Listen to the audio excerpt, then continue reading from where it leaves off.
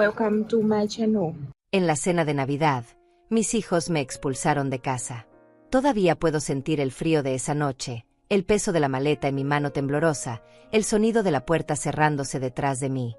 Rafael ni siquiera me miró a los ojos cuando dijo que ya no había espacio para mí en esa casa. La casa que yo misma había comprado con el sudor de 40 años de trabajo. Pero déjame empezar desde el principio, desde esa cena maldita que cambió todo. Era 24 de diciembre. Yo había pasado todo el día cocinando, preparando el pavó, las guarniciones, el postre favorito de Leonardo. Mis manos arrugadas trabajaron sin descanso porque, a pesar de todo, todavía creía que la familia era sagrada. Que mis hijos me amaban como yo los amaba a ellos. La mesa estaba puesta con el mantel blanco que guardaba para ocasiones especiales. Las velas encendidas. Todo perfecto. Rafael llegó primero con Samara, mi nuera. Ella entró sin siquiera saludarme, revisando su teléfono con esas uñas largas pintadas de rojo. Leonardo apareció 10 minutos después, oliendo a whisky barato. Nos sentamos. Yo serví la cena con una sonrisa que me dolía mantener en el rostro. Intenté hacer conversación, preguntar por sus trabajos, por sus vidas. Respuestas cortas. Miradas entre ellos que no pude descifrar pero que me erizaron la piel. Entonces Rafael carraspeó. Ese sonido que hacía cuando estaba por decir algo importante. Dejó el tenedor en el plato con un ruido metálico que resonó en el silencio. «Mamá, necesitamos hablar», dijo con una voz tan plana que parecía estar leyendo un guión. Mi corazón se aceleró. Algo en su tono me advirtió que lo que venía no era bueno.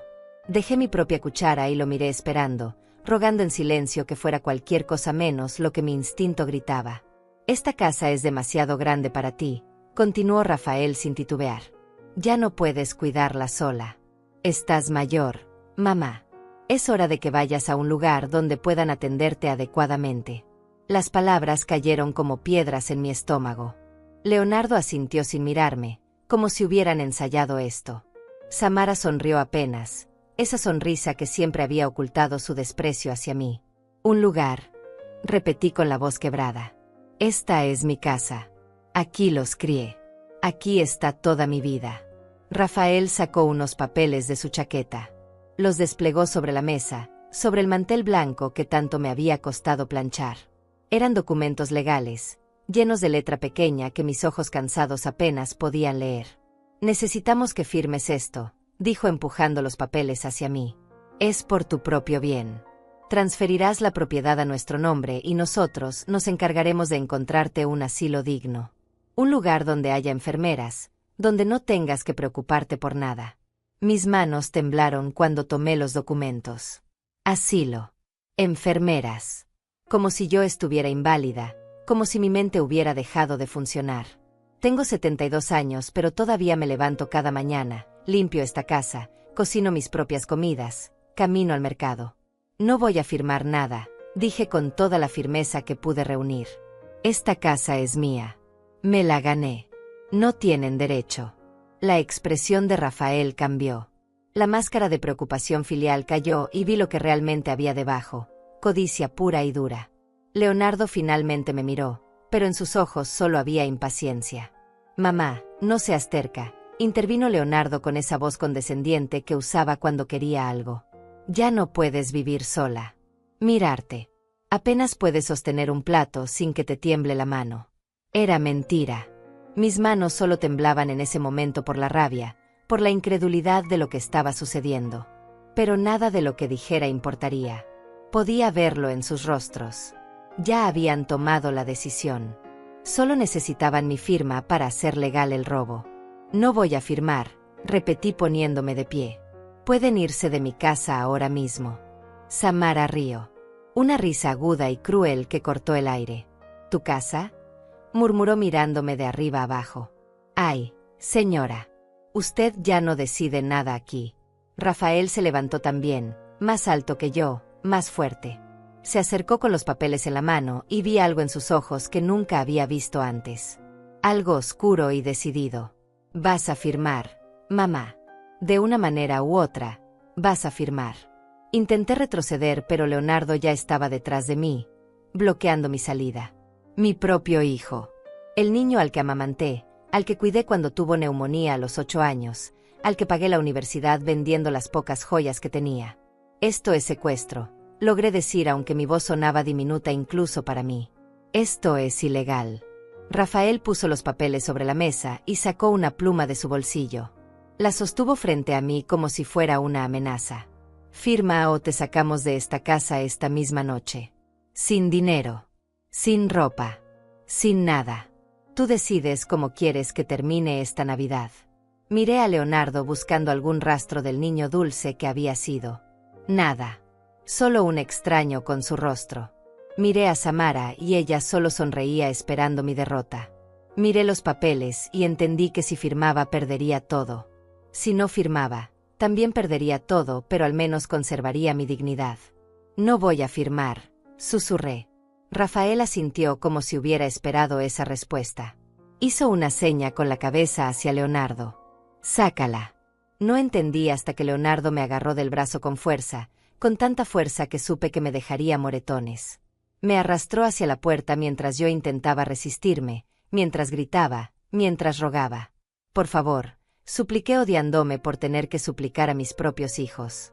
Por favor, no hagan esto. Samara apareció con una maleta vieja, la misma que había usado en mi último viaje hacía años. La lanzó a mis pies. Tienes 5 minutos para meter lo que quieras, dijo mirando su reloj. Después de eso, sales con lo que traes puesto.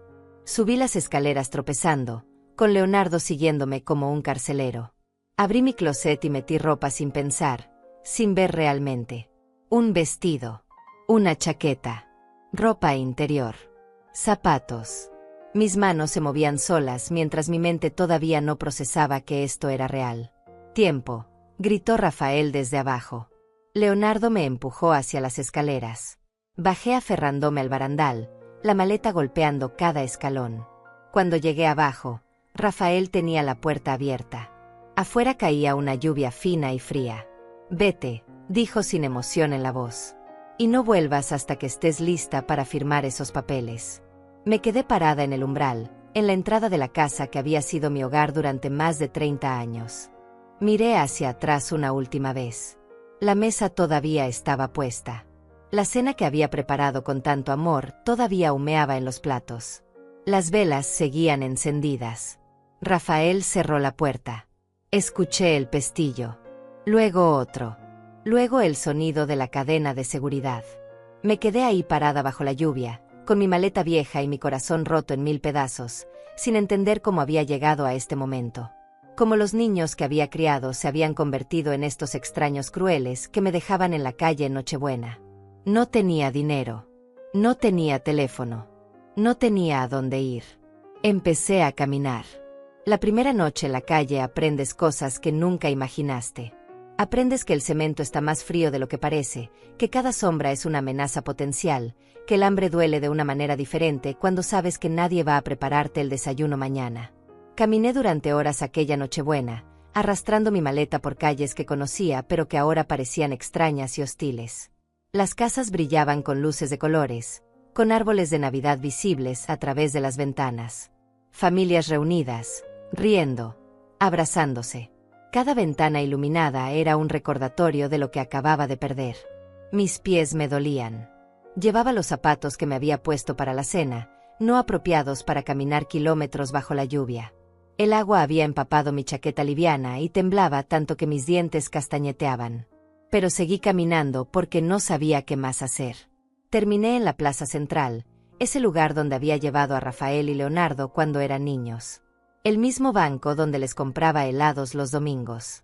Me senté ahí, aferrando mi maleta contra el pecho como si fuera lo único que me quedaba en el mundo. Porque así era. A mi alrededor, la ciudad dormía o celebraba. Yo solo existía en algún punto intermedio, invisible para todos. Un auto pasó lanzando agua sucia que me salpicó las piernas. El conductor ni siquiera frenó.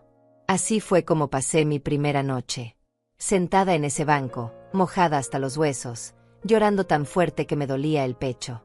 Esperando despertar de esta pesadilla. Pero el amanecer llegó frío y gris, y seguía siendo real. Los primeros días fueron los peores. Busqué refugio donde pude. Una entrada de edificio abandonado. El alero de una tienda cerrada. Aprendí dónde encontrar baños públicos para lavarme un poco, aunque las miradas de asco de la gente me hacían sentir menos que humana. Tenía $120 en mi cartera. Todo lo que me quedaba del dinero que había ahorrado para regalos de Navidad. Sabía que tenía que hacer que duraran lo máximo posible. Compré pan en una panadería de descuento, agua embotellada, nada más. Cada centavo contaba ahora. En la plaza había otros como yo. Personas que la vida había escupido, que habían caído por grietas que nadie más veía. Un hombre mayor llamado Israel que vendía periódicos usados. Una mujer joven con ojos vacíos que pedía monedas con un cartel de cartón. Y Matilde. La vi la tercera noche. Estaba sentada en un rincón de la plaza, tan quieta que casi parecía parte de la banca. Era diminuta, frágil como un pájaro, envuelta en capas de ropa raída. Su cabello blanco estaba despeinado y sus manos, arrugadas y manchadas, descansaban sobre su regazo. Había algo en ella que me recordó a mi propia madre. La forma en que miraba a la nada, como si hubiera visto demasiado y ya nada la sorprendiera. Me acerqué sin pensar mucho, guiada por un impulso que no entendía. ¿Tiene hambre?, le pregunté sacando un pedazo del pan que había comprado esa mañana. Ella levantó la vista lentamente. Sus ojos eran de un gris apagado, pero había algo agudo en ellos, algo que veía más de lo que mostraba. Gracias, susurró tomando el pan con dedos temblorosos. Que Dios la bendiga. Me senté a su lado en silencio. No sé por qué lo hice. Quizás porque ella era la única persona en días que me había mirado como si yo importara. Comimos en silencio, compartiendo ese pan duro como si fuera un banquete. Así comenzó nuestra rutina silenciosa. Cada noche, cuando lograba conseguir algo de dinero lavando platos en un restaurante barato o ayudando a descargar camiones en el mercado, compraba algo simple: pan, frutas baratas. Y siempre separaba una porción para Matilde. Ella nunca pedía. Solo estaba ahí, sentada en su rincón, esperando. Y yo venía, me agachaba, le entregaba lo que tenía, junto con algunas monedas que juntaba durante el día. Nunca era mucho. $2. 3 en los buenos días. Pero ella lo recibía como si le estuviera dando oro. Las semanas pasaron. Diciembre se convirtió en enero. El frío se volvió más penetrante. Conseguí un trabajo limpiando oficinas de madrugada. Pagaban poco, solo $50 a la semana, pero era algo. Me permitía comer al menos una comida decente al día. Me permitía seguir dándole a Matilde sus monedas. Nunca hablábamos mucho. A veces ella murmuraba una bendición. A veces solo asentía. Pero había un entendimiento entre nosotras, una conexión silenciosa entre dos mujeres que el mundo había decidido ignorar. Yo seguía sin tener dónde dormir de verdad. Había encontrado un lugar bajo un puente donde el viento no pegaba tan fuerte. Había cartones que alguien había dejado y que usaba como colchón. Mi maleta servía de almohada. No era una vida. Era apenas existir. Pero aprendí cosas en esas semanas. Aprendí que hay bondad en lugares inesperados. La señora de la panadería que a veces me daba el pan del día anterior sin cobrar. El guardia de seguridad del edificio donde limpiaba que me dejaba usar el baño para asearme mejor. Israel, el vendedor de periódicos, que compartía su café caliente cuando hacía mucho frío. También aprendí sobre la crueldad casual. Las personas que cruzaban la calle para no pasar cerca de mí. Los que me gritaban que consiguiera un trabajo, sin saber que trabajaba más duro ahora que cuando tenía casa. Los jóvenes que se reían y me tiraban basura como si fuera un juego. Una noche, a finales de enero, estaba especialmente fría. Había nevado un poco, algo raro en nuestra ciudad, y la temperatura había bajado peligrosamente. Me envolví en todas las capas de ropa que tenía, pero igual temblaba sin control. Fui a la plaza como siempre, buscando a Matilde. Tenía $3 que había conseguido ese día y quería compartirlos con ella. La encontré en su lugar habitual, pero se veía peor que nunca. Su piel tenía un tono grisáceo y tosía con un sonido húmedo que no me gustó nada. Matilde, ¿estás bien?, pregunté agachándome frente a ella. Ella me miró con esos ojos grises y por primera vez vi algo parecido al miedo en ellos. El frío está malo esta noche, murmuró. Muy malo. Le di los $3 y el pan que llevaba. Ella tomó el pan, pero empujó el dinero de vuelta hacia mí. Tú lo necesitas más, dijo con voz ronca. Nos lo quedamos mirando, ese pequeño billete arrugado entre nosotras, ninguna queriendo tomar lo que la otra necesitaba desesperadamente. Finalmente ella sonrió, una sonrisa triste que arrugó aún más su rostro. Eres buena persona, Antonia, dijo. Fue la primera vez que usó mi nombre. Me sorprendí porque no recordaba habérselo dicho nunca. ¿Cómo sabes mi nombre?, pregunté. Escucho, respondió enigmática. Veo. La gente como nosotras nos volvemos invisibles, pero eso significa que vemos cosas que otros no notan. Me senté a su lado. Hacía tanto frío que podía ver mi aliento. Matilde seguía tosiendo y me preocupaba que no pasara la noche si se quedaba afuera. ¿No tienes dónde ir?, le pregunté. ¿Ningún refugio? Ella negó con la cabeza. Los refugios están llenos en invierno. Además, no me gustan las multitudes. Prefiero mi esquina. Entendía eso. Yo también había intentado ir a un refugio la primera semana, pero estaba tan lleno que tuve que irme. La desesperación humana concentrada en un solo lugar era sofocante. Nos quedamos sentadas en silencio, dos viejas en una ciudad que nos había olvidado, compartiendo el calor de nuestra presencia. Entonces Matilde se inclinó hacia mí. Su mano, fría y huesuda, agarró la mía con una fuerza sorprendente. Sus ojos ya no se veían cansados, sino alertas, intensos. Escúchame bien, Antonia, susurró urgente. No duermas en la calle esta noche. ¿Qué?, pregunté confundida. Busca un hospedaje barato. Gasta lo que tengas. Mañana temprano, voy a mostrarte algo que va a cambiar tu vida. La miré sin entender. ¿Un hospedaje? Con lo poco que ganaba, gastar dinero en una habitación significaba no comer por días. Matilde, no tengo suficiente dinero para... Ella apretó mi mano más fuerte, sus uñas clavándose en mi piel. Hazme caso, insistió con una intensidad que me asustó. Hay cosas que he visto. Cosas que necesitas saber. Pero no aquí. No esta noche. Mañana en la mañana. Ven a la plaza a las 7. Te voy a estar esperando. ¿Qué cosas? ¿De qué hablas? Mañana, repitió soltando mi mano. Confía en mí. Se levantó entonces, tambaleándose un poco, y comenzó a alejarse arrastrando una bolsa de plástico que contenía todas sus posesiones. La vi desaparecer entre las sombras de la plaza, su figura pequeña tragada por la oscuridad. Me quedé sentada ahí, confundida y un poco asustada. ¿Qué había visto Matilde? ¿Por qué tanto misterio?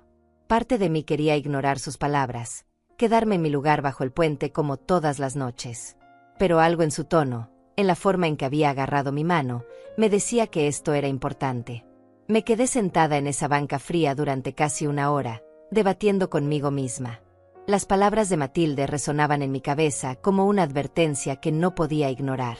No duermas en la calle esta noche. Había algo en su urgencia, en la forma en que sus dedos se habían clavado en mi piel, que me había dejado intranquila. Finalmente me levanté. Conté el dinero que tenía en mi cartera. $42. Era todo lo que me quedaba hasta que me pagaran de nuevo en 3 días. Si gastaba en un hospedaje, tendría que sobrevivir con casi nada el resto de la semana. Pero la voz de Matilde seguía ahí, insistente. Confía en mí. Caminé por calles casi vacías buscando algún lugar barato. La mayoría de los hoteles que pasaba tenían letreros con precios que me habrían hecho reír en otra vida. $60 la noche. 80. 100. Cantidades imposibles para alguien como yo ahora. Finalmente, en una calle lateral cerca de la estación de autobuses, encontré un edificio destartalado con un letrero que parpadeaba, Hospedaje La Esperanza. $20 la noche. Baño compartido. Entré por una puerta que crujió al abrirse. El lobby olía a humedad y cigarrillos viejos. Detrás de un mostrador de madera rayada, un hombre de unos 50 años me miró con una mezcla de aburrimiento y sospecha. ¿Cuántas noches?, preguntó sin saludar. Una, respondí poniendo los $20 sobre el mostrador. Él tomó el dinero, lo examinó como si pudiera ser falso, y finalmente asintió. Me entregó una llave atada a un bloque de madera pesado con el número 12 tallado. 3er piso. Baño al final del pasillo. Nada de visitas. Nada de ruido después de las 10. Subí las escaleras que olían a desinfectante barato y moho. El edificio gemía con cada paso que daba. En el tercer piso, el pasillo estaba iluminado por una sola bombilla que colgaba del techo. Encontré la habitación 12 y abrí la puerta. Era pequeña. Una cama individual con sábanas que alguna vez fueron blancas. Una mesita de noche con una lámpara. Una ventana con cortinas raídas que daban a un callejón. Nada más. Pero había un techo sobre mi cabeza y una puerta que podía cerrar con llave. Me senté en la cama y por primera vez en semanas me permití llorar de verdad. No el llanto silencioso que hacía en la calle para no llamar la atención, sino sollozos profundos que sacudían todo mi cuerpo. Lloré por la casa que había perdido. Por los hijos que me habían traicionado. Por la vida que se había desmoronado en una sola noche. Cuando finalmente me calmé, era casi medianoche. Me quité los zapatos y me acosté sobre la sábana sin desnudarme, demasiado cansada para preocuparme por lo que pudiera haber en ellas. El colchón era duro y olía extraño, pero era mejor que el cartón bajo el puente. Cerré los ojos esperando caer dormida inmediatamente, pero mi mente no se callaba. ¿Qué era lo que Matilde quería mostrarme? ¿Por qué había insistido tanto en que no durmiera en la calle justo esta noche? ¿Había algún peligro del que ella sabía? Dormí poco y mal, despertando cada hora con sobresaltos. Cuando finalmente la luz gris del amanecer se filtró por la ventana, me levanté adolorida pero decidida. Eran las 6 de la mañana. Matilde había dicho a las 7. Bajé las escaleras. El mismo hombre seguía en el mostrador, o quizás nunca se había ido. No me miró cuando pasé. Afuera, el aire de la mañana estaba helado y mi aliento formaba nubes blancas. Caminé hacia la plaza arrastrando mi maleta. Las calles estaban casi vacías a esta hora, solo algunos trabajadores madrugadores y vagabundos que buscaban un lugar cálido. Llegué a la plaza cuando el reloj de la iglesia marcaba las 7 menos 10. Matilde ya estaba ahí, en su lugar habitual. Pero esta vez no estaba sola. Había un bulto a su lado, una bolsa de plástico grande que no había visto antes. Cuando me vio acercarme, se puso de pie con más agilidad de la que la había visto nunca. «Viniste», dijo y en su voz había alivio. «Me dijiste que viniera», respondí. «¿Qué es esto, Matilde? ¿Qué es tan importante?» Ella miró alrededor de la plaza como si quisiera asegurarse de que nadie nos observaba. Luego hurgó en su bolsa y sacó algo que me dejó sin aliento. Un teléfono celular. Viejo, con la pantalla rayada, pero funcionando. «¿De dónde sacaste eso?», pregunté sorprendida. «Lo encontré», respondió evasiva. «Pero eso no importa. Lo que importa es lo que grabé anoche». Mi corazón comenzó a latir más rápido. Matilde tocó la pantalla con dedos torpes pero determinados. Abrió una carpeta de videos. Había uno solo, grabado la noche anterior según la fecha. «Mira», dijo entregándome el teléfono. Presioné play. La imagen era oscura y temblorosa al principio, claramente grabada a escondidas desde algún ángulo bajo. Pero luego la cámara se estabilizó y pude ver 3 figuras bajo una farola al otro lado de la plaza. Se me cortó la respiración. Eran Rafael, Leonardo y Samara. El audio era malo, con mucho ruido de fondo, pero podía escuchar fragmentos de la conversación. Matilde había subido el volumen al máximo. «Ya lleva casi 2 meses en la calle», decía Rafael con esa voz fría que había aprendido a odiar. «Pensé que vendría arrastrándose en una semana». «Es más terca de lo que creíamos», respondió Samara. «Pero no importa. No puede durar mucho más así». Entonces apareció otra persona en el video. Un hombre que no reconocí, alto y corpulento, vestido con ropa oscura. Rafael le entregó algo. Billetes. Vi claramente el intercambio de dinero. «¿Estás seguro de que sabes lo que haces?», preguntó Leonardo nervioso. «Si algo sale mal». «Nada va a salir mal», lo interrumpió Rafael. «Solo tiene que parecer un accidente. La vieja vive en la calle. Nadie va a hacer preguntas si aparece muerta en algún callejón. Dirán que fue el frío, o que la asaltaron». El hombre desconocido asintió. «Conozco su rutina», dijo con voz ronca. «Duerme bajo el puente de la avenida Este. Esta noche voy a encargarme del asunto.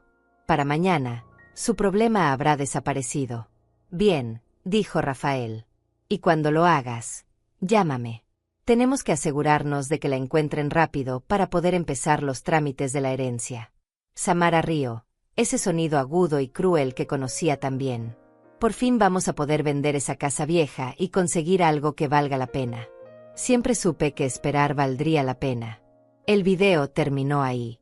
Me quedé mirando la pantalla negra, incapaz de procesar lo que acababa de ver. Mis propios hijos. Mis propios hijos habían pagado a alguien para matarme. Las manos me temblaban tanto que casi dejó caer el teléfono. Matilde lo agarró suavemente y lo guardó de nuevo en su bolsa. Por eso te dije que no durmieras en la calle anoche, dijo en voz baja. Estaban buscándote.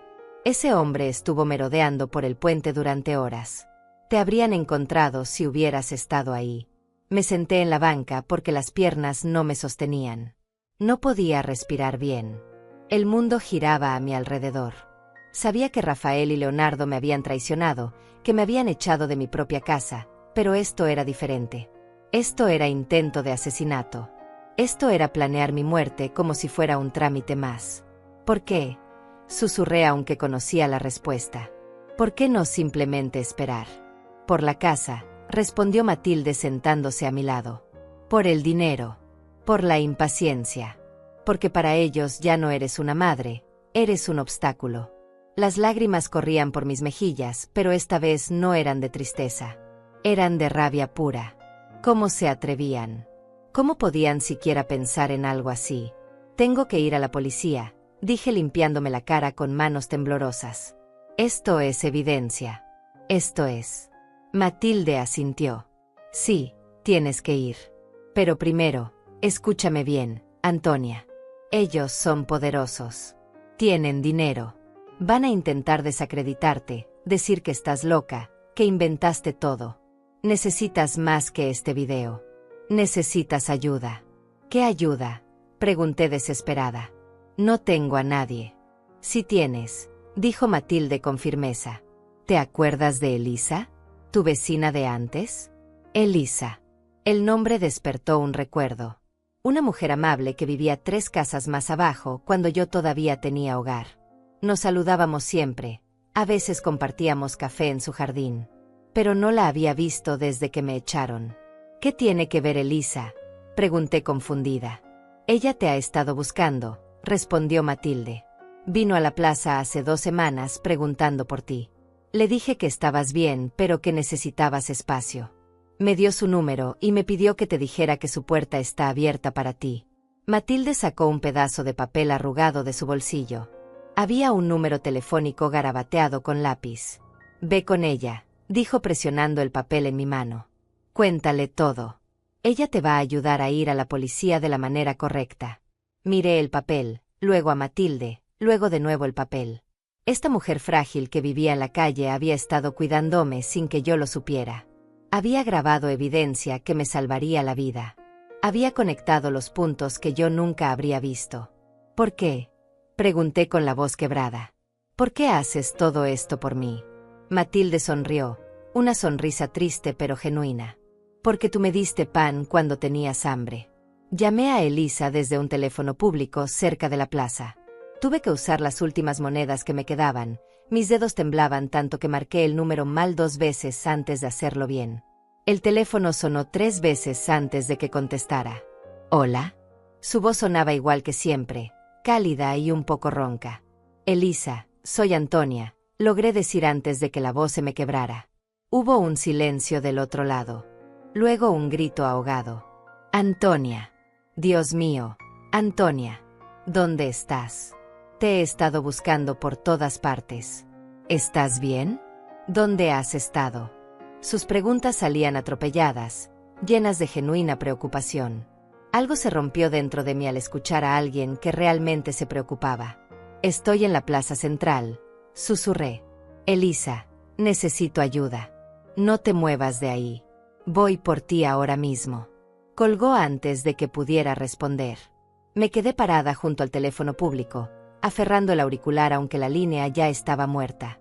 Matilde me observaba desde su banca, asintiendo con aprobación. Regresé con ella y nos sentamos en silencio. 20 minutos después, un auto azul se detuvo en el borde de la plaza. Elisa salió casi antes de que el motor se apagara, mirando alrededor frenéticamente hasta que me vio. Corrió hacia mí. No caminó, corrió. Y cuando llegó me abrazó tan fuerte que casi no podía respirar. Olía a café fresco y pan casero, a normalidad y hogar, y me eché a llorar contra su hombro. Está bien, murmuró acariciando mi espalda. Estás a salvo ahora. Te tengo. Cuando finalmente me solté, vi que ella también lloraba.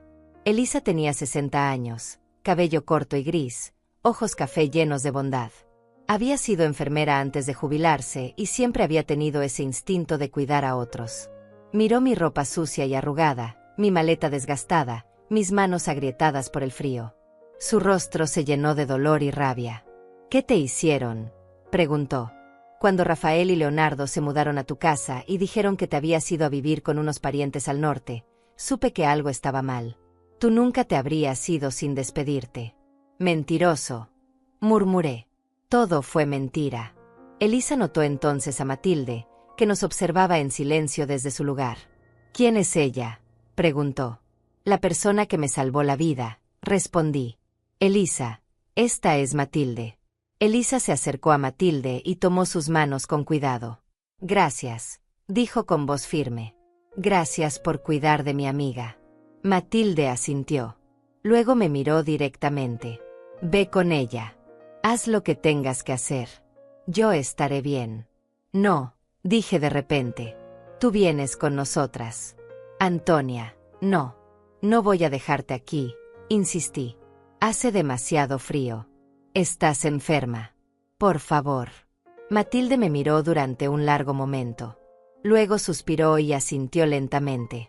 Está bien. Pero solo hasta que te asegures de que ese video llegue a las manos correctas.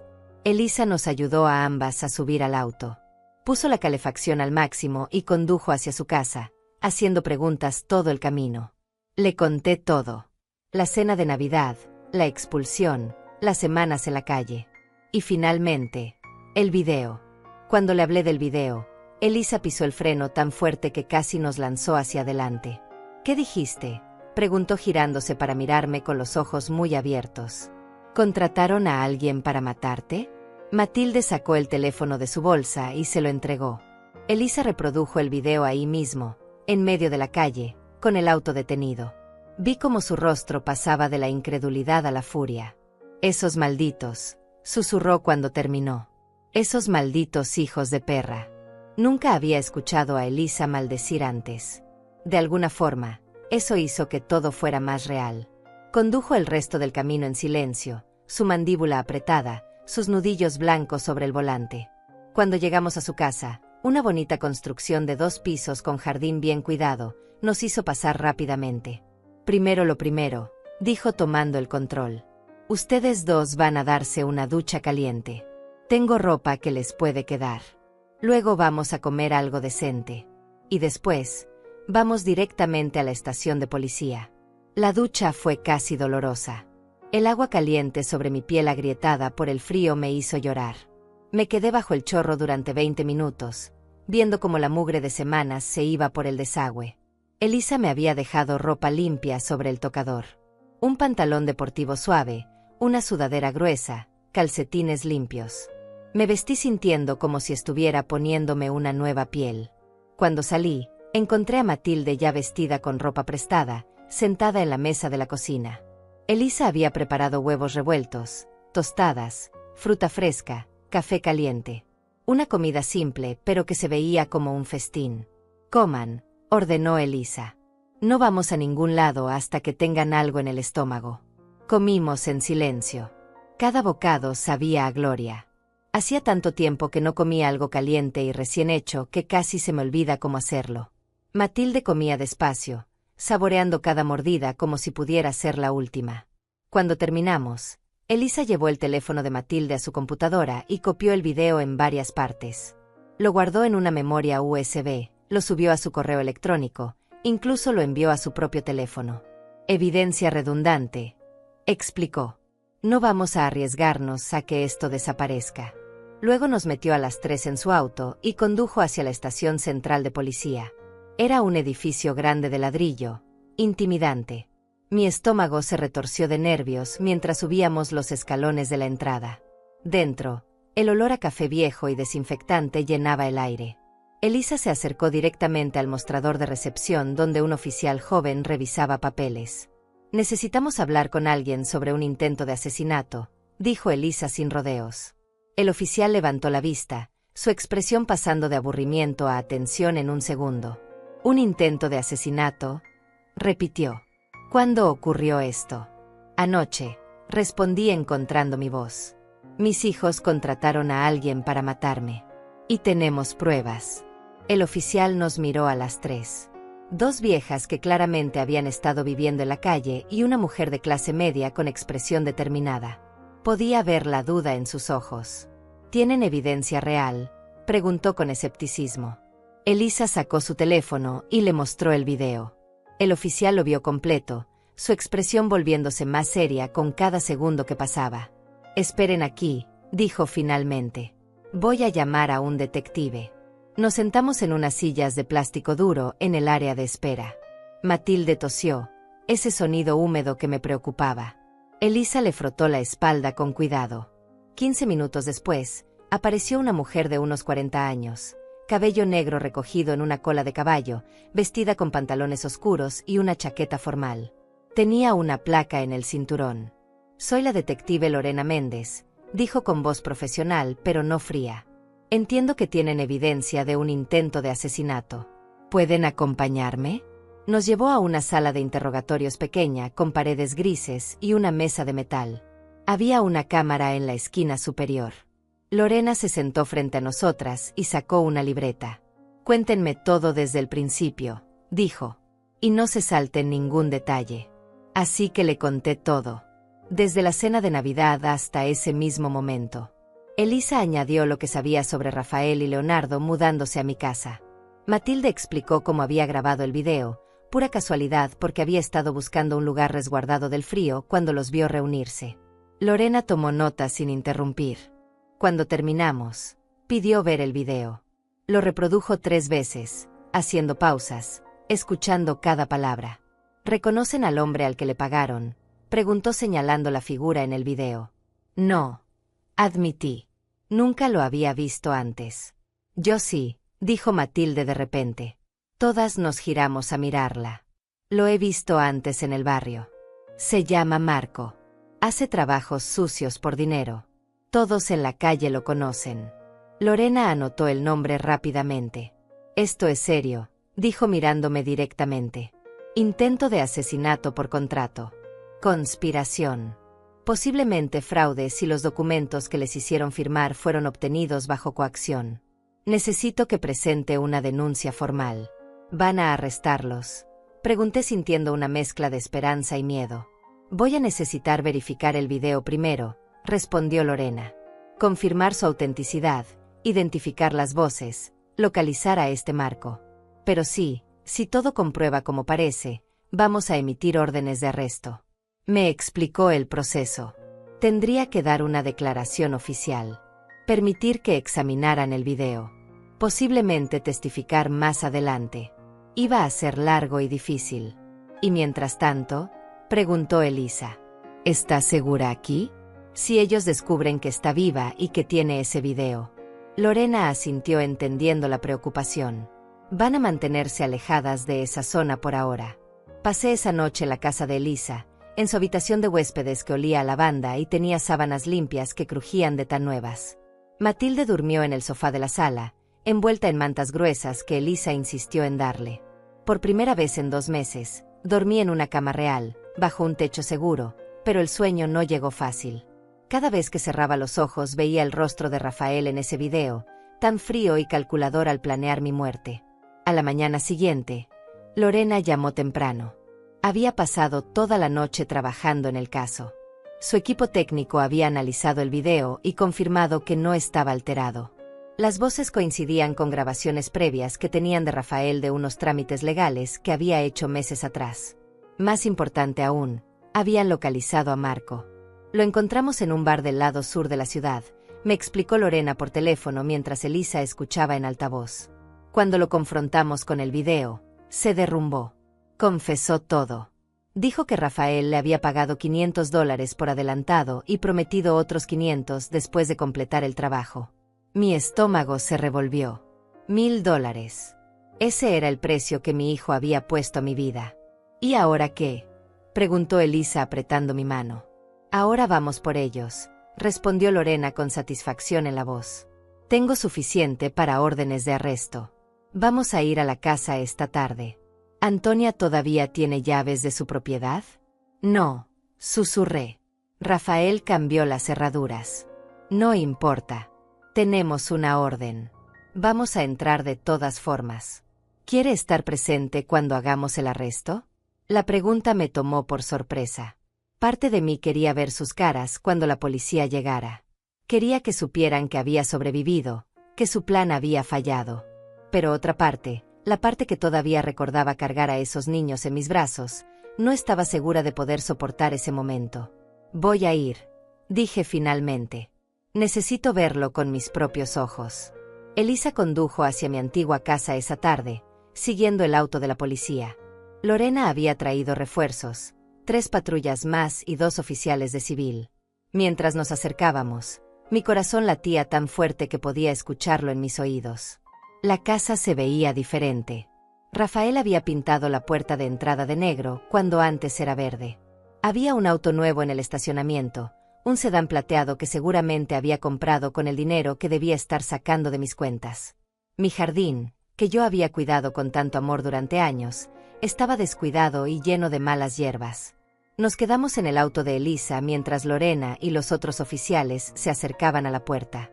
Vi cómo Lorena tocaba el timbre. 1 vez. 2 veces. Luego golpeó con fuerza. La puerta se abrió y ahí estaba Samara, vestida con ropa cara que nunca había podido pagar antes. Su expresión de irritación se transformó en confusión al ver a todos los policías. ¿Qué es esto?, preguntó con esa voz aguda suya. Lorena mostró su placa y la orden de arresto. ¿Está Rafael Méndez en casa? El color desapareció del rostro de Samara. Abrió la boca, pero no salió ningún sonido. Detrás de ella apareció Rafael, todavía en pijama aunque eran casi las 3 de la tarde.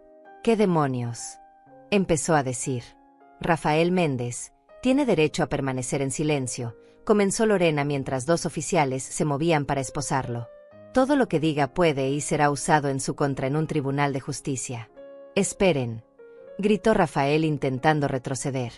Esto es un error. ¿De qué se me acusa? Intento de asesinato.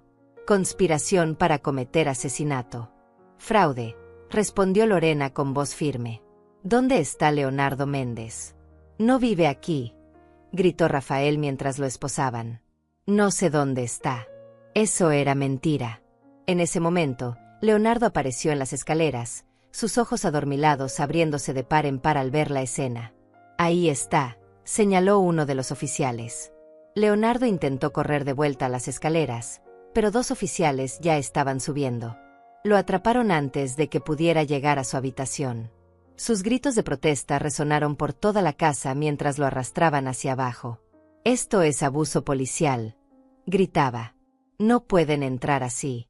«Tenemos una orden», respondió Lorena calmadamente. «Y tenemos evidencia en video de ustedes contratando a Marco Sánchez para asesinar a Antonia Dainais. Su madre». Rafael se quedó paralizado. Sus ojos se movieron frenéticamente, buscando una salida que no existía. «No sé de qué hablan», dijo, pero su voz temblaba. «Mi madre se fue hace meses. No tengo idea de dónde está». Lorena sonrió sin humor. «Ah, no. Porque tenemos un video muy claro de usted y su hermano reuniéndose con el señor Sánchez hace 3 noches, discutiendo exactamente cómo y cuándo matarla. El señor Sánchez ya confesó todo, por cierto». La cara de Rafael se descompuso. Leonardo comenzó a llorar, sollozos patéticos de alguien que sabía que estaba atrapado. «Fue idea de Rafael», gimoteó Leonardo. «Yo solo seguí sus órdenes. Él dijo que era la única manera».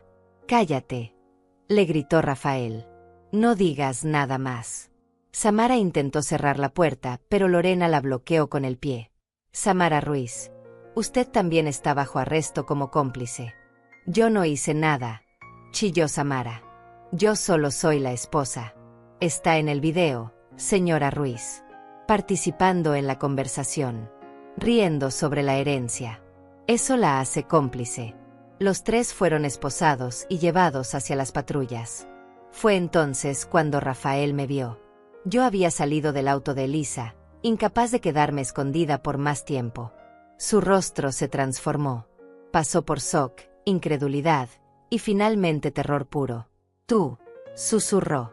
Tú estás muerta. Se suponía que estabas muerta. Pues sorpresa, dije con una voz que no reconocí como mía. Estoy muy viva. Y ahora todos van a pagar por lo que hicieron. Esa bruja nos tendió una trampa, gritó Rafael luchando contra las esposas. Esto es una conspiración. Lorena lo empujó hacia la patrulla. La única conspiración aquí fue la suya, señor Méndez. Y tenemos cada palabra grabada. Vi cómo metían a Rafael en un auto, a Leonardo en otro, a Samara en un tercero.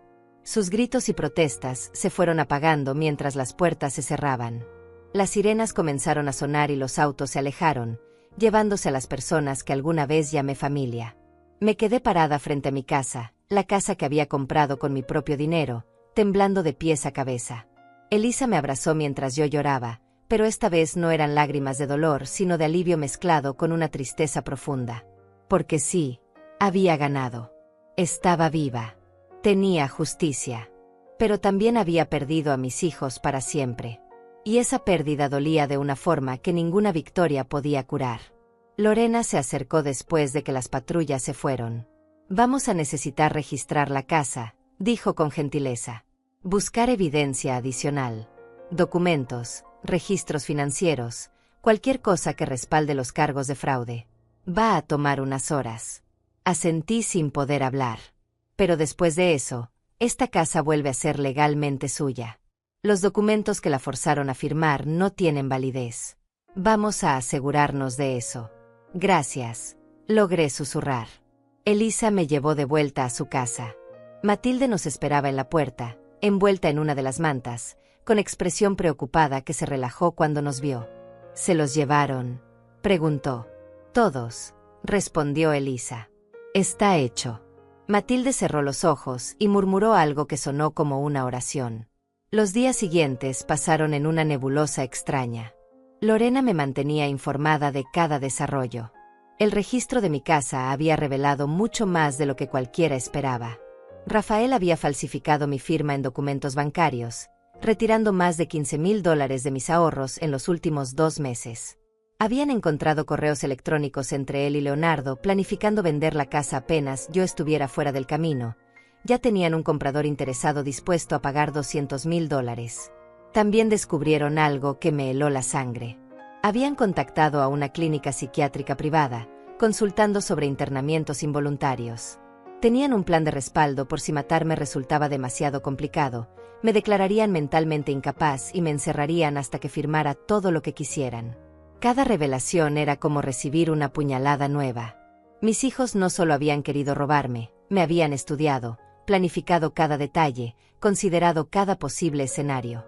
Yo no era su madre para ellos. Era un problema que resolver, un obstáculo que eliminar por cualquier medio necesario. Rafael y Leonardo permanecían detenidos sin derecho a fianza. Marco, el sicario, había aceptado un trato con la fiscalía, su testimonio completo a cambio de una sentencia reducida.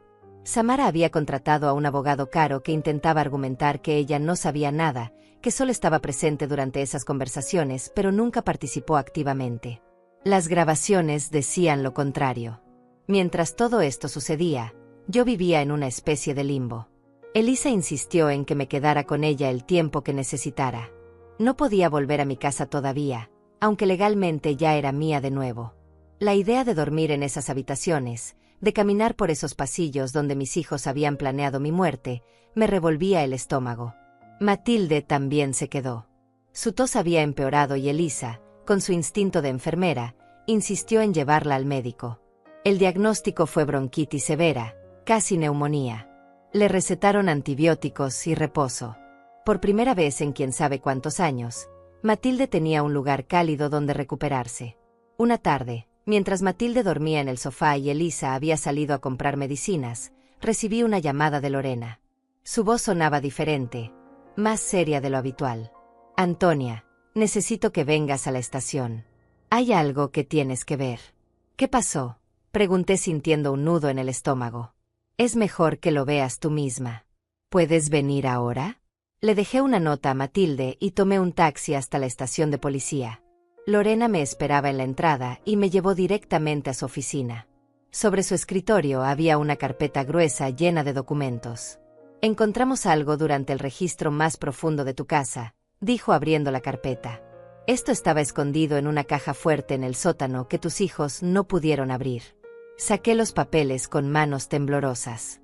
El primero era mi testamento, el real, el que había hecho hace 5 años con un abogado de verdad. Lo leí sintiendo que el mundo se inclinaba debajo de mis pies. El testamento establecía claramente que mi casa y mis posesiones irían a una fundación benéfica dedicada a ayudar a ancianos sin hogar en caso de que yo muriera en circunstancias sospechosas o si existía evidencia de coacción o fraude. Había una cláusula específica que excluía a Rafael y Leonardo de cualquier herencia si se determinaba que habían actuado en mi contra de cualquier manera.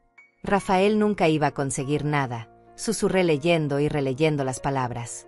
Aunque me hubieran matado, aunque hubiera funcionado su plan, nunca iban a quedarse con la casa. Lorena asintió. Tu abogado fue muy específico. Al parecer tuviste sospechas sobre las intenciones de tus hijos incluso hace años. Recordé entonces. 5 años atrás, Rafael había comenzado a preguntar mucho sobre mi testamento, sobre qué pasaría con la casa cuando yo muriera. Sus preguntas habían sido insistentes, casi agresivas. Eso me había inquietado lo suficiente como para consultar con un abogado y protegerme. Nunca pensé que realmente intentarían algo así, admití. Pensé que estaba siendo paranoica. No eras paranoica, dijo Lorena con gentileza. Eras sabia. Este testamento te salvó, Antonia. Incluso si ellos hubieran tenido éxito, su codicia no les habría dado nada. Había más documentos en la carpeta. Estados de cuenta bancarios que mostraban exactamente cuánto habían robado. Contratos falsificados con mi firma imitada. Correos electrónicos que revelaban que Rafael había estado planeando esto desde hacía casi un año, desde mucho antes de la cena de Navidad. Todo estaba calculado, murmuré sintiendo náuseas. La cena de Navidad no fue un arrebato. Fue el inicio del plan final. Así es. Y hay algo más que necesitas saber. Lorena sacó otro documento. Este era un informe médico. Hace 6 meses, Rafael intentó obtener tu historial médico completo de tu doctor. Cuando el doctor se negó por confidencialidad del paciente, Rafael presentó una queja alegando que estabas mostrando signos de demencia y que él necesitaba esa información para cuidarte adecuadamente. Mi doctor nunca me dijo nada, susurré horrorizada. Porque el doctor lo rechazó completamente. Dijo que tú estabas perfectamente lúcida y que la solicitud le pareció sospechosa. Pero Rafael lo intentó. Estaba construyendo un caso para declararte incompetente. Cada nueva revelación era peor que la anterior. Mi hijo no solo había querido matarme o robarme, había estado trabajando metódicamente para destruir mi credibilidad, mi autonomía, mi existencia completa. ¿Cuánto tiempo más tengo que esperar para el juicio? Pregunté cansada de repente. ¿Cuánto más tengo que revivir esto? El proceso penal puede tomar meses, admitió Lorena. Pero hay buenas noticias. Con toda la evidencia que tenemos, el video, la confesión de Marco, los documentos falsificados, los registros financieros, es casi seguro que habrá una declaración de culpabilidad. Sus abogados ya están hablando de acuerdos. ¿Acuerdos? Repetí sintiendo rabia crecer en mi pecho. Después de todo lo que hicieron, ¿van a salir con un acuerdo? Lorena levantó una mano calmándome. Un acuerdo no significa que salgan libres, Antonia. Significa que reconocen su culpabilidad a cambio de una sentencia específica. En casos como este, estamos hablando de años de prisión.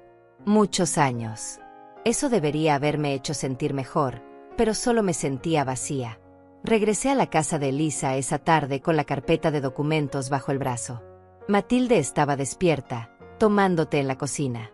Se veía mejor, con más color en las mejillas gracias a los antibióticos y la comida regular. ¿Qué pasó?, preguntó viendo mi expresión.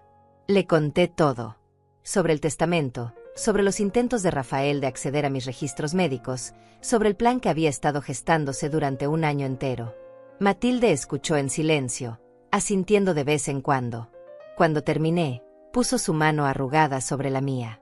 Tus hijos están enfermos, dijo suavemente. No del cuerpo, del alma. La codicia los pudrió por dentro hasta que no quedó nada bueno. ¿Cómo pude no verlo?, pregunté con lágrimas corriendo por mis mejillas. ¿Cómo pude criar a dos personas capaces de esto? No es tu culpa, intervino Elisa, que había estado escuchando desde la puerta. Tú les diste amor, educación, valores. Ellos eligieron ignorar todo eso. Ellos eligieron la codicia. Pero las madres siempre se culpan. Me quedé despierta toda esa noche repasando cada momento de sus vidas, buscando señales que debía haber visto, momentos donde debía haber actuado diferente. Al día siguiente, Lorena llamó de nuevo. Esta vez con noticias que me dejaron sin aliento. Rafael quiere verte, dijo. Está pidiendo una reunión. ¿Para qué?, pregunté sospechosa. Dice que quiere disculparse. Que necesita hablarte antes de aceptar el acuerdo de culpabilidad. No quiero verlo, respondí inmediatamente. Entiendo, dijo Lorena. Y no tienes que hacerlo si no quieres. Pero pensé que deberías saberlo. Colgué el teléfono y me quedé mirándolo durante largo rato. Rafael quería disculparse. Después de todo lo que había hecho, después de planear mi asesinato, de robarme, de intentar destruirme completamente, ahora quería disculparse. Parte de mí quería negarse, no darle esa satisfacción. Pero otra parte, una parte más grande de lo que quería admitir, necesitaba escuchar qué podía decir. Necesitaba mirarlo a los ojos y entender cómo había llegado a este punto. Llamé a Lorena de vuelta 2 horas después. Voy a verlo, dije. Pero quiero que estés presente. Y quiero que sea grabado. Por supuesto. Te programo para mañana. Esa noche apenas dormí. Ensayé 1000 cosas que quería decirle, 1000 preguntas que quería hacerle. Pero sabía que cuando llegara el momento, probablemente no podría decir ninguna. Elisa se ofreció a acompañarme a la estación al día siguiente, pero le pedí que se quedara con Matilde. Necesitaba hacer esto sola. Lorena me recibió en la entrada y me llevó a una sala de visitas. Era pequeña, con una mesa de metal atornillada al suelo y sillas a cada lado. Había una ventana de vidrio grueso donde podía ver a otro oficial observando. Va a estar esposado, me advirtió Lorena. Y voy a estar justo afuera. Si en cualquier momento quieres irte, solo dímelo. Asentí sin confiar en mi voz. Trajeron a Rafael unos minutos después. Verlo con el uniforme naranja de la prisión, esposado, con barba de varios días y ojeras profundas, fue surreal. Este era mi hijo, el bebé que había cargado, el niño que había enseñado a andar en bicicleta. Se sentó frente a mí sin mirarme a los ojos al principio. El oficial lo esposó a un aro en la mesa y luego se alejó, dándonos privacidad pero sin perderlo de vista. El silencio entre nosotros era tan denso que podía sentirlo presionar contra mi pecho. Rafael mantenía la mirada fija en la mesa, sus manos esposadas temblaban ligeramente. Yo esperé, negándome a ser la primera en hablar. Él había pedido esta reunión, él podía empezar. Finalmente levantó la vista. Sus ojos estaban rojos, hinchados de llorar o de falta de sueño, no podía distinguir cuál. Mamá, empezó con voz ronca. Yo. No me llames así, lo interrumpí con una frialdad que me sorprendió a mí misma. Perdiste ese derecho cuando pagaste a alguien para matarme. Se encogió como si lo hubiera golpeado. Bajó la mirada de nuevo. Tienes razón. No tengo derecho. No tengo derecho a nada después de lo que hice. Entonces, ¿por qué estoy aquí? ¿Qué quieres, Rafael? Necesitaba verte, dijo con voz quebrada. Necesitaba saber que estabas bien. Necesitaba decirte que lo siento. Una risa amarga escapó de mi garganta. ¿Qué lo sientes? ¿Sientes haber planeado mi asesinato o sientes haber sido atrapado? Ambos, admitió y al menos tuvo la decencia de sonar avergonzado. Pero principalmente siento haberte hecho esto. Haberte traicionado de esta forma. ¿Cómo? Pregunté inclinándome hacia adelante. ¿Cómo pudiste siquiera pensar en algo así? Te di todo. Sacrifiqué todo por ti y por tu hermano. Trabajé doble turno durante años para que pudieran ir a buenas escuelas. Vendí las joyas de mi madre para pagar tu universidad. Y así me pagas. ¿Planeando mi muerte? Las lágrimas corrían por su rostro ahora. Fue la codicia, susurró. Me consumió. Vi la casa, vi el valor que tenía, y solo podía pensar en el dinero. Samara siempre estaba hablando de todo lo que podríamos tener si vendiéramos. Leonardo tenía deudas, necesitaba dinero desesperadamente.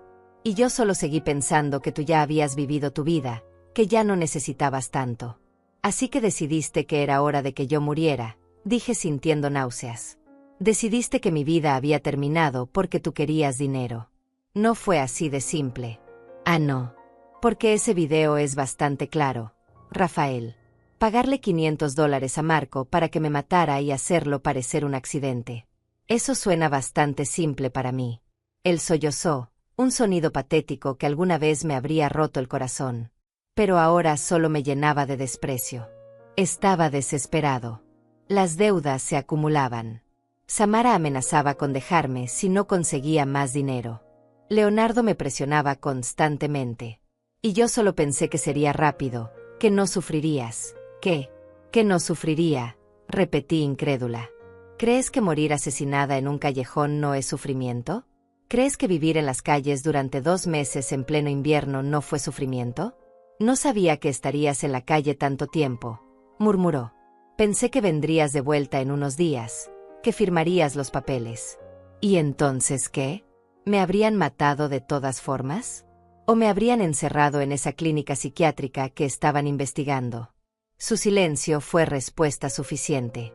Lo sabías, dije sintiendo una nueva oleada de traición. Sabías todo. Los documentos falsos, los planes de respaldo, todo. Sí, admitió en voz baja. Lo sabía todo. Me recosté en la silla sintiendo como si me hubieran vaciado por dentro. Este hombre frente a mí no era mi hijo. Mi hijo había muerto hace mucho tiempo, reemplazado por este extraño codicioso y cruel. ¿Sabes lo que me duele más? Pregunté después de un largo silencio. No es el dinero. No es la casa. Es que realmente creías que mi vida no valía nada. Que 72 años de existir, de amarte, de criarte, podían borrarse por $200,000. Mamá, te dije que no me llamarás así, lo corté bruscamente. Una madre es alguien que importa. Alguien cuya vida tiene valor.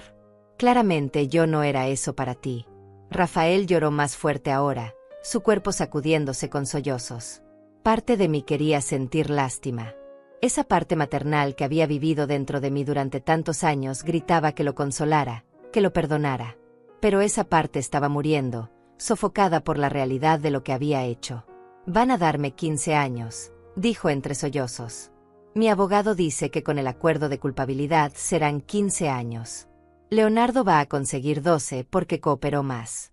Samara probablemente 5. ¿Y quieres que sienta lástima por ti? Pregunté. ¿Quieres que te diga que 15 años es demasiado por intentar asesinar a tu propia madre? No, negó con la cabeza. Solo quería que supieras. Y quería preguntarte algo. ¿Qué? Levantó la vista, sus ojos suplicantes. ¿Hay alguna posibilidad de que algún día puedas perdonarme? La pregunta colgó en el aire entre nosotros. Miré a este hombre que había salido de mi cuerpo, que había dependido de mí para cada necesidad durante años, que ahora me pedía perdón por intentar terminar con mi vida. No lo sé, respondí honestamente. Ahora mismo, lo único que siento cuando te miro es dolor. Y rabia. Y una tristeza tan profunda que me ahoga. Lo entiendo, susurró. Pero hay algo que quiero que sepas. Continué inclinándome hacia adelante para que me mirara directamente a los ojos. Algo que necesitas entender completamente. ¿Qué? El testamento que tanto querían, el que justificaba todo esto en sus mentes codiciosas, nunca les habría dado nada.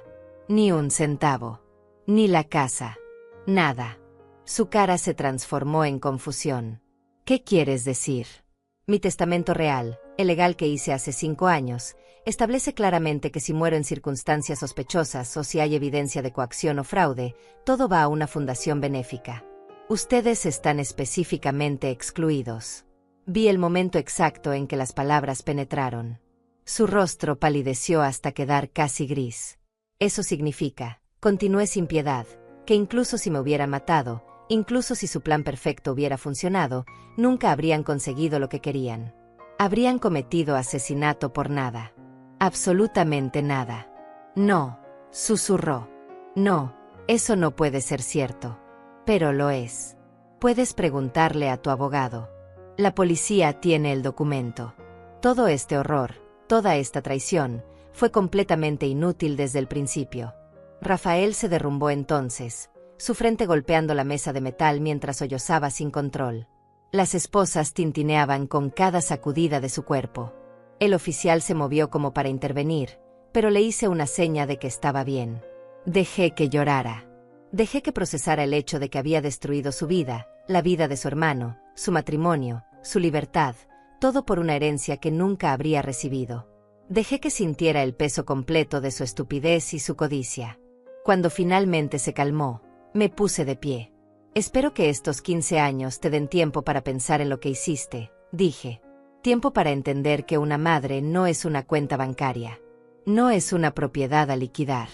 Es una persona que te amó incondicionalmente y que merecía ese mismo amor de vuelta.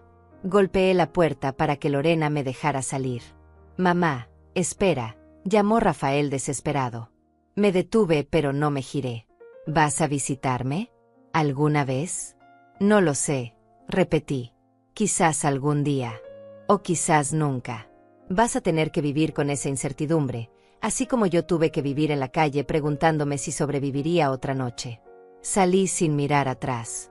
Salí de esa sala de visitas, sintiendo como si acabara de escalar una montaña. Las piernas me temblaban y tuve que apoyarme contra la pared por un momento. Lorena apareció a mi lado inmediatamente, su mano firme en mi brazo. ¿Estás bien?, preguntó con genuina preocupación. No, respondí honestamente. Pero voy a estarlo. Me llevó a su oficina y me sirvió un vaso de agua que bebí en largos tragos. Mis manos todavía temblaban, pero algo dentro de mí se sentía más ligero. Había necesitado esa conversación, por dolorosa que fuera. Había necesitado mirar a Rafael a los ojos y decirle todo lo que sentía. «Hay algo más que necesitas saber», dijo Lorena después de darme tiempo para recuperarme. «Leonardo también quiere verte». Negué con la cabeza inmediatamente. «No puedo. No hoy. Quizás nunca». «Lo entiendo. Solo quería que supieras. Su abogado dice que está destrozado, que no para de llorar desde que lo arrestaron. Debió pensar en eso antes de planear mi muerte», dije con amargura. Lorena asintió sin juzgar. «También tengo noticias sobre Samara». Su abogado finalmente aceptó un acuerdo. 5 años de prisión, tiene que devolver todo el dinero que gastó de tus cuentas, y una orden de restricción permanente cuando salga. 5 años parecían poco por todo lo que había hecho, pero al menos era algo. Al menos había consecuencias. ¿Y Marco?, pregunté. 3 años con posibilidad de libertad condicional después de 18 meses por cooperar. Va a testificar en los juicios formales si es necesario, aunque probablemente no lo será con todos los acuerdos de culpabilidad. Me fui de la estación de policía sintiendo una mezcla extraña de alivio y tristeza. Justicia estaba siendo servida, pero el precio había sido perder a mi familia. No la familia que creí tener, sino la ilusión de ella. Y las ilusiones pueden doler tanto como la realidad cuando se rompen.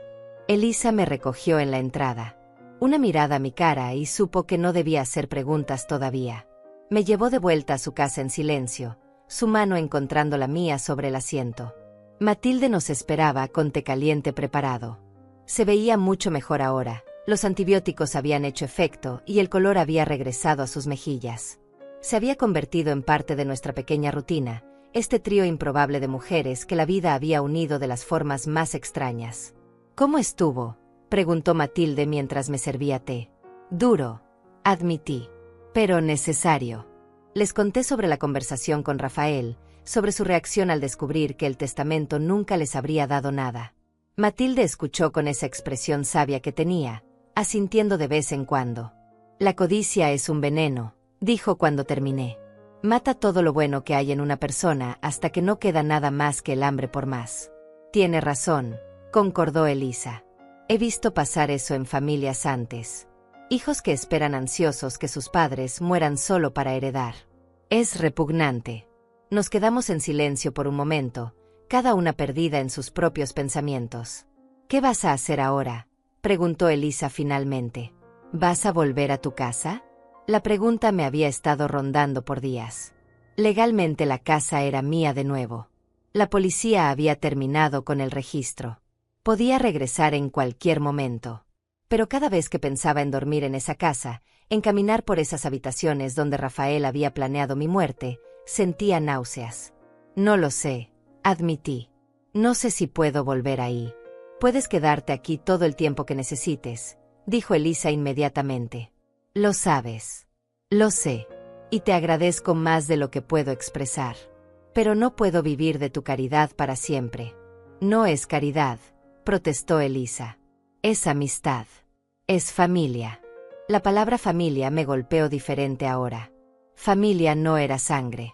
Familia era Elisa abriendo su puerta sin dudarlo. Era Matilde arriesgándose para grabar ese video. Era estas dos mujeres sentadas conmigo, sosteniéndome mientras mi mundo se reconstruía pieza por pieza. Tienen razón, dije sintiendo lágrimas en mis ojos. Ustedes son mi familia ahora. La verdadera. Nos abrazamos las tres, este círculo de mujeres que el mundo había intentado romper pero que se habían mantenido firmes. Los días siguientes pasaron más tranquilos. Lorena me mantuvo informada de los procedimientos legales.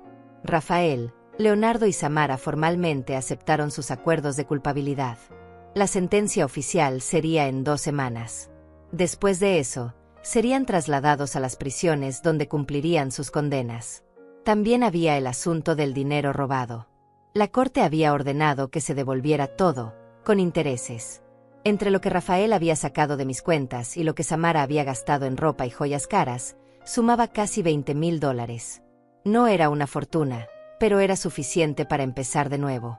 Una tarde, Elisa sugirió algo que me tomó por sorpresa. ¿Has pensado en vender la casa?, preguntó mientras preparábamos la cena juntas. La idea me detuvo en seco.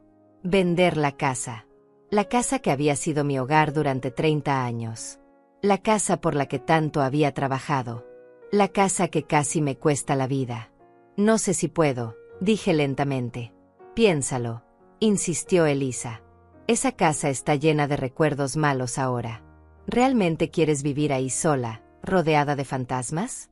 Tenía razón. Cada rincón de esa casa me recordaría a Rafael y Leonardo. Cada habitación sería un recordatorio de la traición.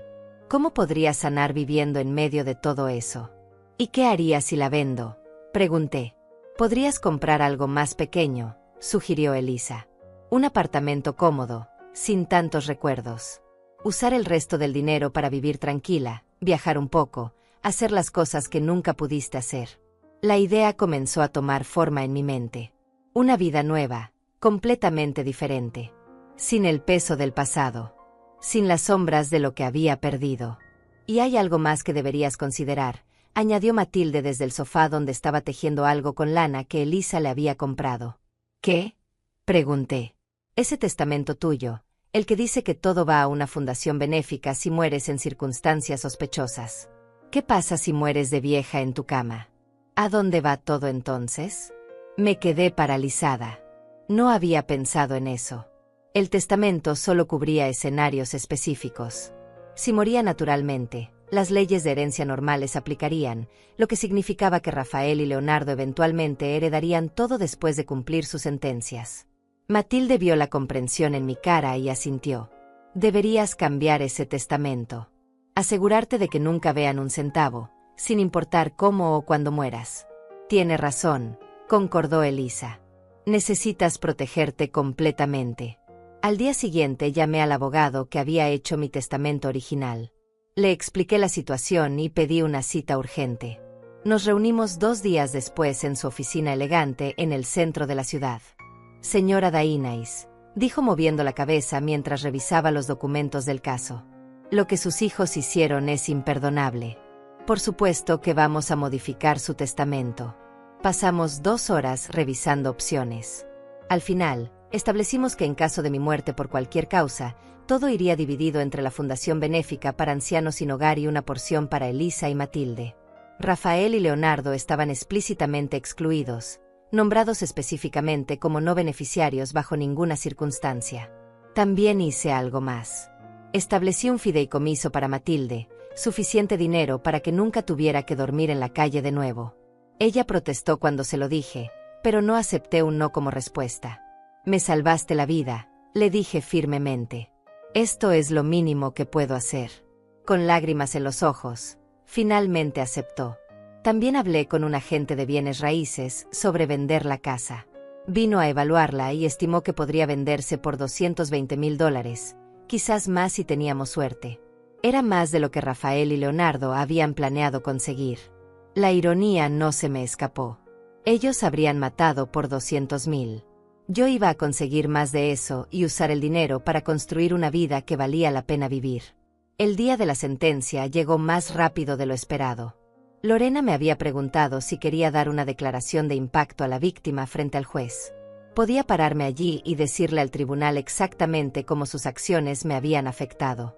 Durante días debatí si tenía las fuerzas para hacerlo. Finalmente decidí que sí. Necesitaba cerrar este capítulo completamente. Elisa y Matilde me acompañaron al juzgado esa mañana fría de marzo. El edificio era imponente, todo columnas de mármol y pasillos interminables que olían a papel viejo y poder. Entramos a la sala donde se llevaría a cabo la audiencia y me senté en la primera fila, con mis amigas a cada lado sosteniéndome las manos. Rafael, Leonardo y Samara fueron traídos por separado, todos con sus uniformes de prisión, todos esposados. Se veían diferentes. Más pequeños de alguna forma. Rafael había perdido peso. Leonardo tenía el cabello más largo y descuidado. Samara ya no tenía ese aire de superioridad, solo lucía cansada y asustada. No me miraron cuando entraron. Mantuvieron las cabezas bajas mientras el juez, una mujer de unos 60 años con cabello plateado recogido en un moño severo, revisaba los documentos. La jueza Martínez comenzó la audiencia explicando los cargos y los acuerdos de culpabilidad que cada uno había aceptado. Su voz era firme pero no cruel, profesional. Cuando terminó, miró directamente hacia donde yo estaba sentada. Entiendo que la víctima desea hacer una declaración, dijo. Así es, su señoría, respondí poniéndome de pie con piernas temblorosas. Puede acercarse. Caminé hacia el estrado con un papel en la mano donde había escrito lo que quería decir, aunque al final no lo necesité. Las palabras salieron directamente de mi corazón. Su señoría, comencé con voz que temblaba al principio, pero que se fortaleció con cada palabra. Durante 72 años he vivido creyendo que la familia era lo más sagrado que existe. Trabajé 2 empleos durante 20 años para darles a mis hijos todo lo que yo nunca tuve. Los crié sola después de que su padre nos abandonó. Les di educación, amor, un hogar. Sacrifiqué mis sueños para que ellos pudieran cumplir los suyos. Hice una pausa, mirando directamente a Rafael y Leonardo. Ahora sí me miraban, con lágrimas corriendo por sus rostros. Y ellos decidieron que mi vida valía menos que una casa. Menos que $200,000. No solo me echaron a la calle en pleno invierno, sino que contrataron a alguien para asesinarme. Para borrarme de este mundo como si nunca hubiera existido. Mi voz se quebró pero continué. Pasé 2 meses viviendo en las calles. Pasé hambre. Pasé frío. Dormí en cartones bajo puentes. Y cada noche me preguntaba qué había hecho mal, cómo había fallado como madre para merecer esto. Pero ahora entiendo que no fallé. Ellos fallaron. Eligieron la codicia sobre el amor. Eligieron el dinero sobre su propia madre. Samara sollozaba ahora, su cuerpo sacudiéndose. Leonardo tenía la cabeza entre las manos. Rafael me miraba fijamente, lágrimas silenciosas corriendo por su rostro. Lo que más me duele, continué, no es la traición. No es el intento de asesinato. Es saber que los niños que amé con todo mi corazón se convirtieron en extraños capaces de algo tan monstruoso. Es saber que todo el amor que les di no fue suficiente para llenar el vacío de su codicia. Respiré profundo, secándome las lágrimas que ahora corrían libremente por mis mejillas. Pero aquí está lo que quiero que sepan. Sobreviví. Encontré bondad donde menos la esperaba. 2 mujeres que no me debían nada me dieron todo. Me dieron refugio, protección, familia. Y aprendí que la verdadera familia no es la que comparte tu sangre, sino la que comparte tu corazón. Miré a la jueza Martínez. Su señoría, confío en que hará justicia hoy. Estas personas no solo intentaron quitarme la vida, intentaron quitarme mi dignidad, mi humanidad. Merecen enfrentar las consecuencias completas de sus acciones. Me senté sintiendo como si me hubiera quitado un peso enorme de encima. Elisa apretó mi mano con fuerza. Matilde me pasó un pañuelo. La jueza Martínez asintió lentamente. Luego se dirigió a Rafael, Leonardo y Samara. «Levántense», ordenó. Los tres se pusieron de pie torpemente, las esposas tintineando. En mis 30 años como jueza, he visto muchos casos que me han impactado. Pero debo admitir que este es particularmente perturbador. El nivel de traición, la frialdad con la que planearon el asesinato de su propia madre, la falta absoluta de remordimiento hasta que fueron capturados, todo esto habla de un carácter profundamente deficiente. Su voz se volvió más dura. Rafael Méndez, lo condeno a 15 años de prisión sin posibilidad de libertad condicional durante al menos 10 años. Leonardo Méndez, 12 años de prisión sin posibilidad de libertad condicional durante al menos 8 años.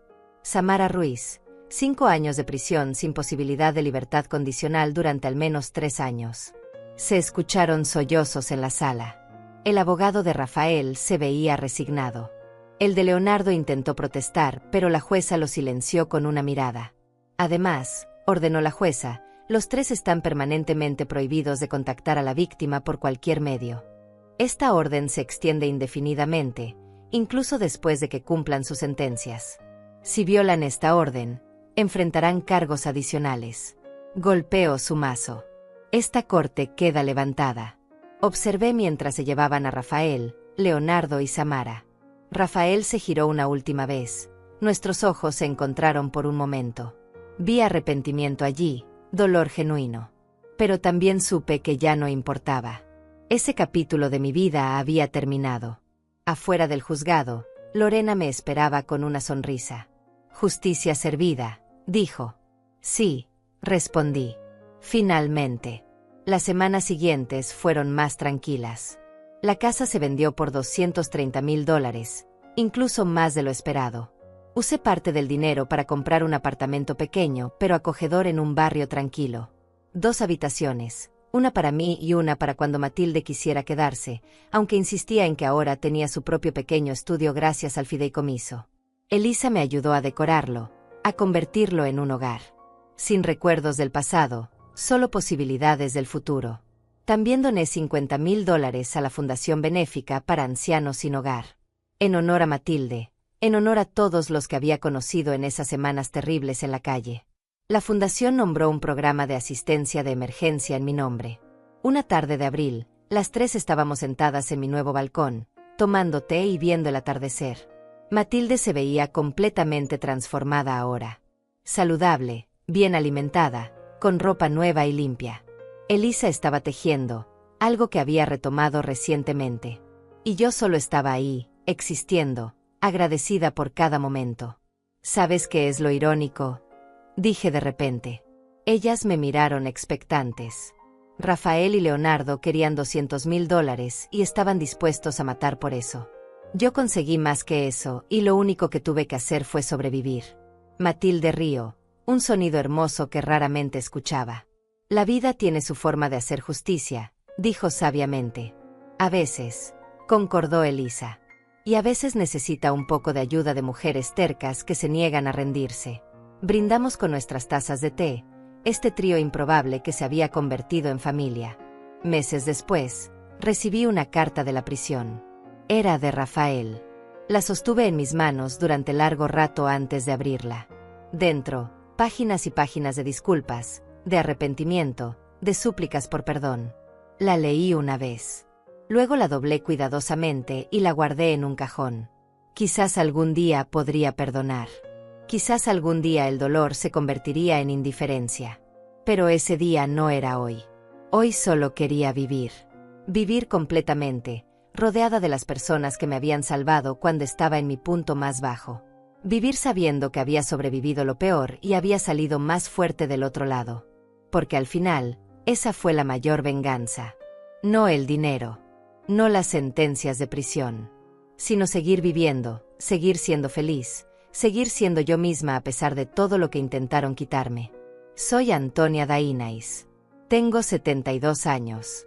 Mis hijos me traicionaron de la peor manera posible, pero no me destruyeron. Y esa es mi victoria.